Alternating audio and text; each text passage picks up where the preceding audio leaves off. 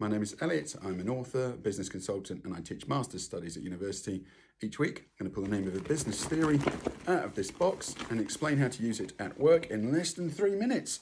And today's theory is called market segmentation, demographic, psychographic, geographic, and behavioral. And all this theory does is it says all people are not equal in the attractiveness to us to sell things and add value for a group of people. So market segmentation theory breaks them down. It says, here's all the people I could sell a product or service to. And where are they? And as a general rule of thumb, if they're closer to me, they're more likely to buy it. If only for the reason they could get in a car and drive down here and see me and hold me accountable. So that whole theory of, well, if they're closer to me, maybe they're more likely to buy it. Or they might be in a built-up area. I was doing some work with someone the other day who was trying to sell interior design. Well, we went for an area which has postcodes of big houses, put it bluntly, higher incomes. I could have gone for the whole of Plymouth, but it wouldn't have worked as well. This is about how you spend your money.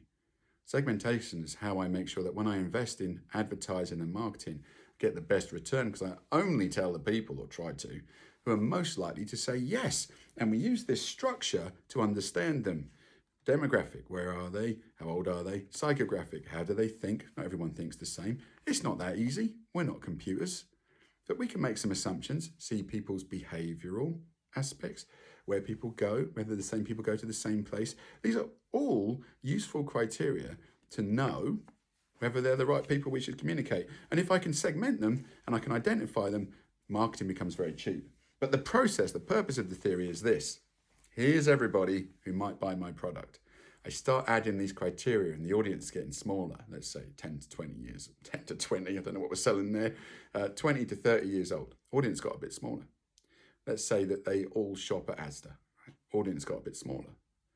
Let's say they believe in, I don't know, let's say politics. Right? It got a bit smaller.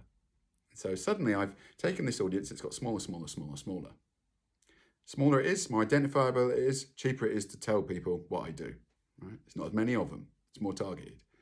But if I make it too small when I do this segmentation process by adding these new criteria, it's not what we call substantial enough to deliver the returns. I have to make money or sell social outputs or create social outputs. So if I segment too far, I over-segment, it's too small. There's not enough value in this group of people to deliver the amount of money and sales I need or the amount of social outputs I need. I've gone too far. If I don't recognize that it's not substantial enough to meet my goals, I will fail. I cannot win. The audience is too small. And so then I start easing off a bit. I go, well, let's take out the political aspect of what we said about them. It gets a bit bigger. Let's say, rather than just Asda, let's say they shop at Morrison's as well, got a bit bigger. And then I find the perfect size audience for what I'm trying to do in terms of how much value I need to create and how easy it is to communicate them. So you go big, smaller, smaller, smaller, smaller. Is it too small? If it is, big, big, big, stop. Market segmentation.